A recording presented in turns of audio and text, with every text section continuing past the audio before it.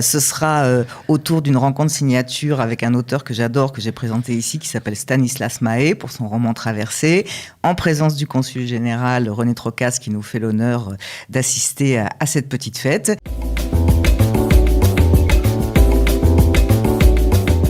Vous la connaissez évidemment, vous avez l'habitude de la voir sur nos écrans. C'est Nathalie Hirschsprung de la librairie Vice Versa. Et elle est là pour nous parler d'un livre aussi, mais évidemment pour fêter, entre autres, pour vous annoncer l'anniversaire de la librairie, 20 ans que Vice Versa existe. Alors on va fêter ça en grande pompe apparemment, Nathalie. On va fêter ça demain soir à 19h. En fait, alors, à la librairie. À la librairie, rue Shlomo-Malka numéro 3. Et oui, parce que ça a déménagé pour ceux qui ne le savent pas encore. Donc c'est le nouveau magasin, c'est même un peu plus de 20 ans puisque l'année dernière c'était un peu compliqué d'organiser quelque chose. Ce sera autour d'une rencontre signature avec un auteur que j'adore, que j'ai présenté ici, qui s'appelle Stanislas Mahé, pour son roman Traversée, en présence du consul général René Trocas, qui nous fait l'honneur d'assister à cette petite fête. Et pour des questions bien sûr coronesques, il ne faut pas oublier de téléphoner 02 624 44 12 ou de nous envoyer un petit message à lib@viceversalib.com pour qu'on ne dépasse pas la jauge autorisée. D'accord, c'est combien la jauge autorisée ? C'est 50. D'accord, 50 donc il ne faut surtout pas qu'on dépasse. Il faut venir avec le passe. Oui, on contrôlera le passeport vert et le port du masque sera obligatoire pendant la rencontre signature. Bon, mais sinon, à part ça, ça va être sympa. Ah, ça va être très sympa.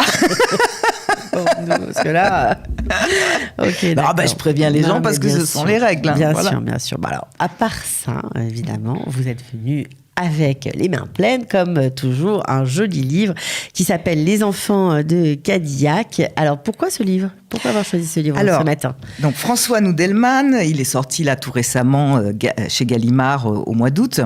C'est un premier roman. Un sacré premier roman, un premier roman époustouflant, et il est déjà en lice pour le Goncourt première sélection et pour le Femina première sélection. Bien fait, sympa. Donc chapeau bas. Mais qui est donc François Noudelman ? Eh bien oui, parce qu'on ne le connaît pas, puisque c'est la première fois qu'on entend parler de lui. On ne le connaît pas, il est docteur, enfin certains le connaissent, il est docteur en philosophie, il enseigne à NYU, à New York University, il dirige la Maison Française, et on le connaît parce qu'il a écrit de nombreux essais traduits dans une dizaine de langues, entre autres un tout autre Sartre qui est paru aux éditions Gallimard l'année dernière. Donc oui, sacré premier roman, là j'avoue que j'ai été séduite. Alors la première phase du livre, c'est « La recherche des ancêtres m'a toujours paru assommante et même douteuse ». Ok. Et pourtant, tout au long du récit, l'auteur va déterrer ses secrets de famille. Alors, vous allez me dire, suite à la présentation de la semaine dernière, Sorge Chalandon, enfant de salaud, que j'ai un tropisme pour les chroniques familiales. C'est vrai que dans cette rentrée littéraire... C'est toujours passionnant.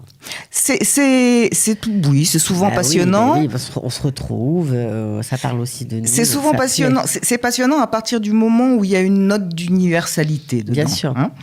Donc, ceux que j'ai choisis, il y a beaucoup dans cette rentrée littéraire comme ça d'introspection familiale. Et ceux que j'ai choisis pour une seule et même raison, des récits très personnels, introspectifs, sincères et dont l'écriture est véritablement travaillée. Autrement dit, je les ai choisis vraiment parce qu'ils sont de très grande qualité. Bon, alors comme d'habitude, évidemment, puisque vous l'avez déjà en librairie, c'est que vous l'avez commandé bien avant qu'il soit en lice pour ses prix. Bien sûr. Mais comment vous faites ? Parce que on est habitué avec vous maintenant, mais quand même.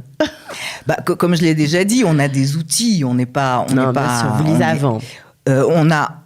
Moi j'ai commandé 117 livres sur 521 de la rentrée littéraire, on peut pas tout lire. Donc on parcourt, on regarde un petit peu bien sûr les recensions, les critiques des critiques littéraires qu'on apprécie, et puis on a cet outil formidable qui s'appelle Page des libraires, où nos consoeurs et nos confrères français qui eux ont eu les livres en main véritablement avant la rentrée, font un marathon vidéo de 8 heures et nous présentent leur coup de cœur. Ouais, donc avec ça, on cible les livres et puis après on lit ceux qui nous paraissent les plus intéressants.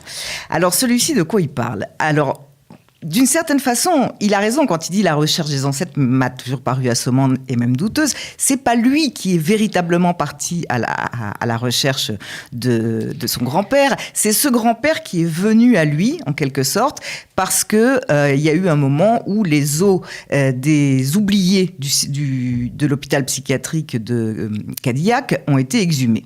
C'est comme ça qu'a démarré toute cette inspiration pour lui. Donc, s'en suivent 3 récits. Celui supposé, imaginé, du grand-père Chaim qui a fui les pogroms en Lituanie, qui s'est engagé volontairement comme poilu pendant la Première Guerre mondiale et qui a perdu la raison suite à une exposition au gaz moutarde, ce qui fait qu'il s'est retrouvé interné et oublié, où il décédera d'ailleurs là-bas, à Cadillac. Alors, celui de son père Albert, le 2e récit, transmis oralement en une seule fois, de son parcours de prisonnier en Pologne lors de la Seconde Guerre mondiale.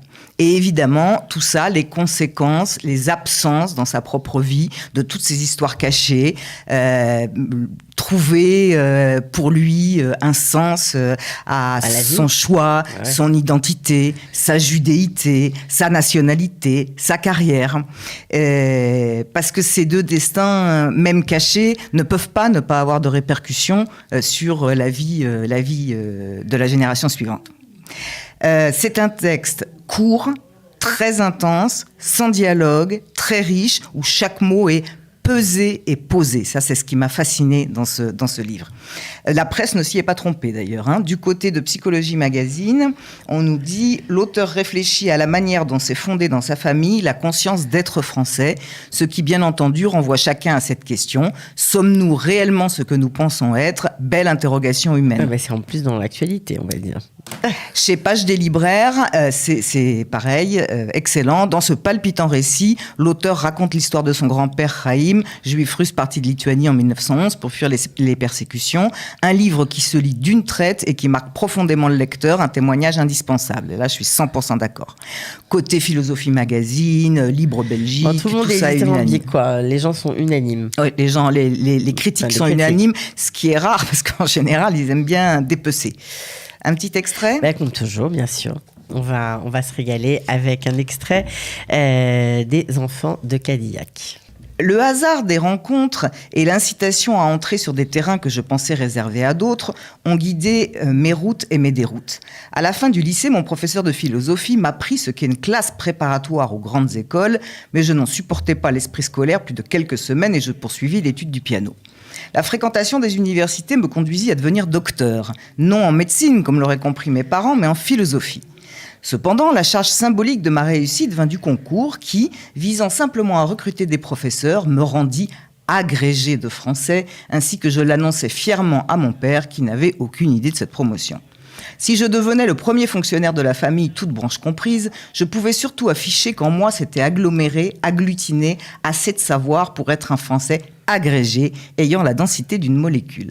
Cette agrégation à la française signait le parachèvement d'un désir de France, commencé avec la naturalisation de mon grand-père juif russe et confirmé 50 ans plus tard par celui dont le nom figurait désormais au tableau de ceux qui apprendraient le français aux jeunes Français. L'étude du latin m'avait même permis de repérer dans le mot d'agrégé la racine étymologique de grégaire, grex, le troupeau. Ainsi avais-je rejoint la troupe des Français, non pour y tenir un fusil comme Chaim, mais comme passeur de sa langue et de sa culture. Ouais, pas mal du tout. Bon, en tout cas, vous nous avez donné envie de lire le livre comme chaque semaine. Je rappelle que demain, donc on sera évidemment jeudi, demain à partir de 19h. C'est ça. On a rendez-vous à la librairie Vice Versa pour fêter son 20e anniversaire. Tout le monde est convié. Il faut juste réserver au préalable. Donc, écoutez Nathalie, on espère qu'il y aura plein de monde, ce sera sympa. Bravo pour ce livre. Et puis on se retrouve, nous, la semaine prochaine. La semaine prochaine. Voilà, comme chaque mercredi. Ciao. Ciao.